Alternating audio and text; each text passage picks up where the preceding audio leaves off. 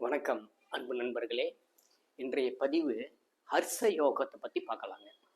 ஹர்ஷ யோகம் அப்படின்னா ஜனன கால ஜாதகத்தில் லக்னத்திற்கு ஆறுக்குரியவர் ஆறிலேயே இருப்பது ஹர்ஷ யோகம். இது புதன் மட்டும்தான் உச்சம் பெறுவாருங்க. மற்ற எல்லா லக்னத்துக்குமே ஆறுக்குரியவர் ஆறில் இருக்கிறது ஹர்ஷ யோகம். அது சிறப்பு புதன் மட்டும் அந்த கன்னி ராசியில 6ஆம் இடத்துல உச்சமும் ஆட்சியும் மூலத்திரிகோணமும் பெறுவார். அப்போ ஹர்ஷ யோகத்தில் பிறந்தவங்க நல்ல ஆளுமை திறலும் எதிரியை வெல்லும் ஆற்றலும் உண்டு. சரிங்களா? எதிரியும் போராடி வெற்றி பெறுவார்கள்.